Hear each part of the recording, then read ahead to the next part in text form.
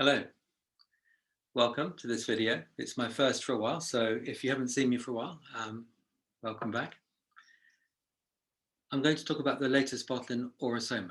This is bottle 120. It's clear orange and it's bottle 120. And the name of the bottle is Persephone. Persephone is a Greek, a figure in Greek gods, Greek myths. And her mother, although this is the Roman name, but her mother is Demeter or Ceres, and this is the bottle Ceres, orange deep magenta, bottle 119. So we have a mother and daughter in these two latest bottles in Orosoma. I have an idea about it. My main idea about Persephone, and in a way also going to Ceres, came to me because of what was happening around the time that I was the bottle was born. I've been teaching. The reason you haven't seen me much is because I've been busy teaching. And I've been teaching a series of 8-week courses, 4 altogether, so 32 weeks of teaching. And I've been working through the tree of life, which is the symbol here, but basically telling a story. And the story is the journey of the soul into the world and in the world, and then what can be done through the soul, through the human being in the world. And we're just in that very last stage of the course. It was called Return of the Light. And all that comes from spirit was finally happening down here in the human experience of life. And I was up to bottle Pan and bottle Echo. So I was literally, in fact, we were in the Echo week. We were just 2 days away from completing the course. So we're in the Echo week. Echo is before Ceres. Ceres is before Persephone. And what I was talking about with what I was discovering, because I was learning myself through this journey, but the interaction between Pan and Echo. Now I've put Pan and Echo here. That's just my personal interpretation. That's not Orosoma's official view at all. This is my own personal thing. Pan is turquoise red. So I'm going to talk to you first of all about the interaction between Pan and Echo, and then I'm going to show how that relates to how Persephone really comes into that interaction. So Pan, turquoise red. Have to give a bit of background here. Turquoise red is quite similar to bottle 9, which is turquoise green. Turquoise green in number 9 tarot card is the Hermit. The Hermit is the one who turns away from the world to go deeper towards spirit, to find the essence of self. Orosoma talks about the who am I question of turquoise, or the who am I question of the Hermit. Well, in fact, with turquoise. So the Hermit is asking himself, herself, who am I? And going really deep, not to find my face to the world, but who am I in relation to spirit? What's the seed of myself from spirit that then comes into this world? It lives at the center of me as all happens around me. So you can think of Pan then. So the Hermit, let's put this in the tree of life view for a second. This is the material world. This is the human experience. And here is the eye that's closest to the human world. The eye that's closest to the material world. That's you, that's me and my body. And here is my personality. But if I go deeper or higher to my higher self, you could say, or deeper within, I come to my soul self. This is the center of my soul self, Tiferet. But even this is not where the Hermit's journey begins here, because the Hermit is the path from here to here. This is where the Hermit sits in the tree. And here is just underneath source or spirit. So anyway, this is the first point where something emerges from spirit into the soul world, which will become centered here and is behind or above that which we identify with as me in this world. That's quite a long story, I appreciate that. But the point is that the turquoise green, the Hermit, is going deeper into the soul world to find essence of self. Then the Hermit, in the course we were teaching, the Hermit is able to bring that essence of self, which I connect with Sanat Kumara, which is the coral master, the coral in the return journey of the Hermit, bottle 87. that essence of self, that seed of the real me, is then brought to here, which can then come into here. And that's what you see then with turquoise red here, which is now the grounding, or let's say from here to here, but I'm going to put it here. This is the grounding of who I am in the world. Now, I know Pan has other associations, but this is very specific to the course we were doing. And so, and since I've been working with Jung as well, and the individuation process, which is really a Jungian term, although it also appears in the Aurosoma training connected to turquoise, that's the idea of what can I become? Not fixing myself as a fixed identity, but given from the outside, who I can become is like a living process of allowing my, what can I say? It's a deeper process of allowing that seed of self to be true to itself in this world, which is actually what I think is like the greatest purpose of each soul coming here. We might achieve amazing things in the world. We might ground a color therapy system like Vicky Wall grounded Aurosoma, or we might build an empire, or raise a good family. There are many things we can do in the world, but there's a process happening here for the soul in its relationship to the world. And at the center of that, you have the turquoise red, or you have the idea of what is my true self. And then this is where we come to echo. Again, this is purely my own idea. We can put echo in this area around the center. The name fits. Echo, echoes of other voices, echoes from the world outside, echoes from within my own unconscious. And that my individuation process, the wish to live my own true potential, is kind of having to balance with, these other sounds, these other voices, these other echoes, which are also wanting to claim my attention. Yeah, my father's wish for me, my mother's wish for me, my mother's fear about the world, my father's hopes, my father's complexes, what the culture says the life I should live. We're kind of, we have an inner truth, and yet we're surrounded by messages from the outside world about how we should be and what we should do. And it's not just that, it's also, of course, and this is where we're kind of going to what I want to say, within our unconscious are also the seeds of our own karmic past. The patterns and habits of how we've been in the past are kind of ready to awaken when we meet situations in our present moment. And so,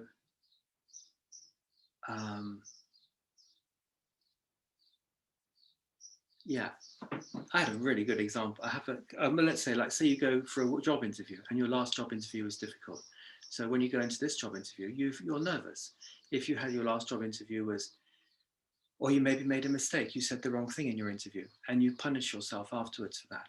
And then so next time you go into a job interview, you're kind of tense because you're carrying the memory of the past, which hasn't yet been digested.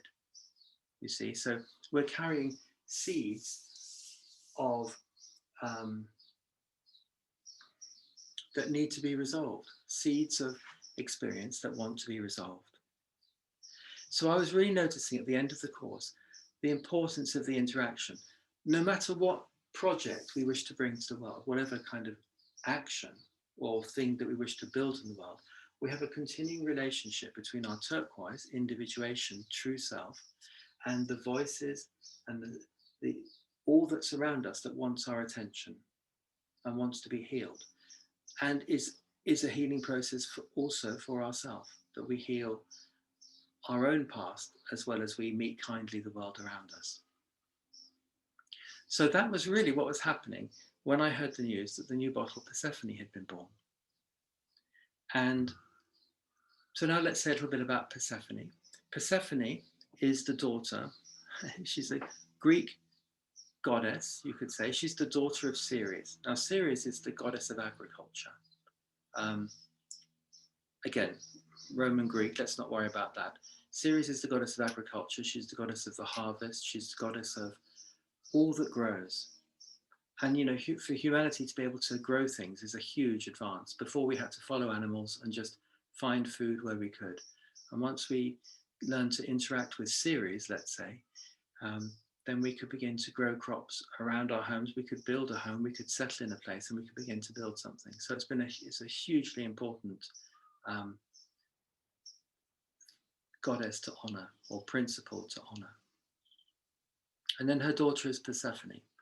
And the main story of Persephone is that she's stolen by Pluto, the god of the underworld, taken to the underworld, and Ceres, her mother, is very upset, and the crops don't grow very well. So the king of the gods has to get involved, and it's decided that Persephone can come back to her mother as long as she's not taken something eaten something in the underworld, which she did.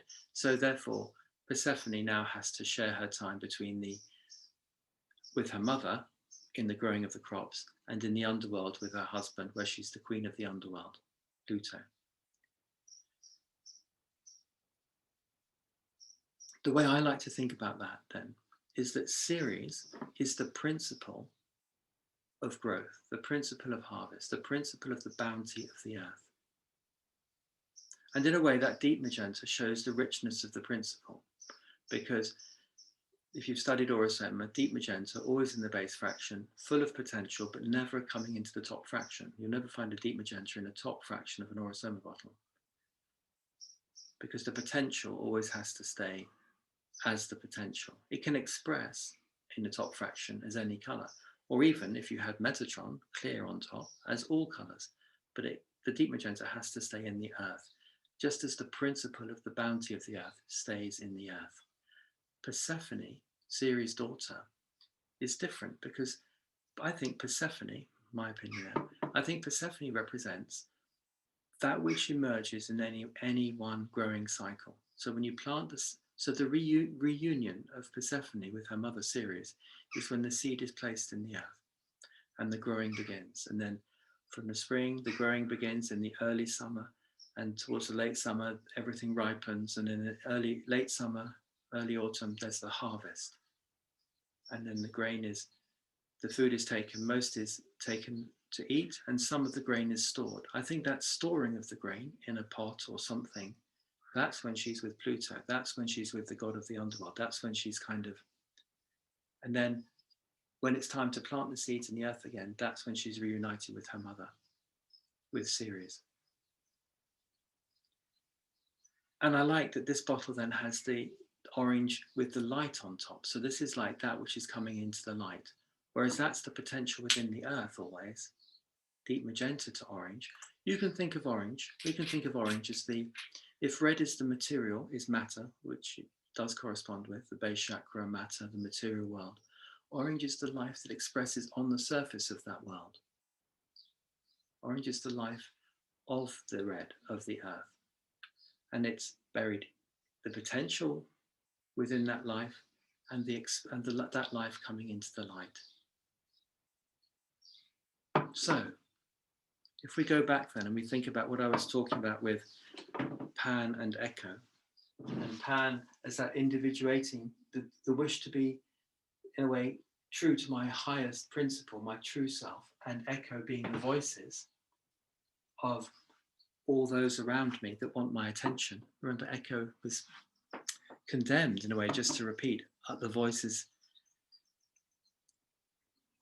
She was looking for her own voice because she could only repeat what other people said.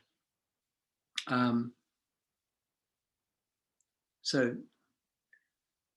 in the story of Turquoise, of Pan and Echo, of being true to myself, but relating to those other voices in a healthy way, we have the idea then of Persephone appearing in that moment, in that sequence, because Persephone was born on the second last day of the course, and she's about the seed that ripens in the moment. She's about the seed that's going to be harvested now. So if I take it from like an agricultural story and I bring it to a human story, and maybe we think about maybe more of a Buddhist or Eastern philosophy point of view, this idea of living in the moment, or even a Christian view, like living in the moment And maybe for Christian, like a forgiveness to the world around you, which is maybe a bit condescending, but doesn't, shouldn't, I'm sure there's a proper way to understand that. Or if you look in the more Eastern approach, then it's maybe more of a meditative detachment, seeing, accepting there can be suffering, one of the things that's talked about with the clear, but also seeing the causes of suffering and that there's a way out. This is the Four Noble Truths of Buddha. There is suffering, but there's a cause of suffering and there's a way to release suffering. And so this bottle, in a way, I think is bringing that possibility of, in relation to idea of seeds and the seeds that we carry in our own unconscious and in our relationships with those we meet in the world around us, our history with the world around us, those things can come into the light, and we can, with the right consciousness, maybe the consciousness of the hermit or the return journey of the hermit, this higher consciousness, in fact, the consciousness I really do want to emphasize is this one, Lao Tzu and Lao Tzu's partner, Kuan Yin. Compassion and understanding. Understanding and compassion helps to release those seeds in the best way. So I think that Persephone and her mother, Ceres, the last two bottles, are really about healing the seeds of the past,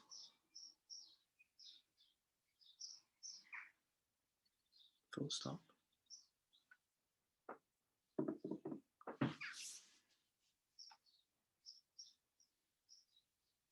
Maybe I'll leave it there. I mean, I do have like another, there is like another whole kind of thing to do with the times that we're living in collectively.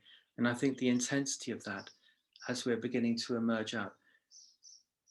It was really fascinating to me the other day just to notice that at the beginning of the lockdowns, I talked about blue and orange and magenta and olive, and how blue government stopped green space, olive, you can't go out into the world, olive, because blue says you can't. So blue was stopping olive.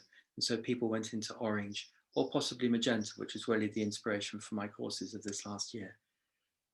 This remembering of the spiritual dimension and how to bring that across to olive, to living our truth in the world. But the orange, but most people, all of us, were kind of brought more back to orange, to our family, to where we live, to staying in our homes. And now, supposedly, we're coming towards the end of lockdown. So it's really interesting that at this time of the ending of that process, we see this really intensity about the orange which has been like a focus of pressure, community. And that's what I want to talk about maybe in the next video, maybe a little bit.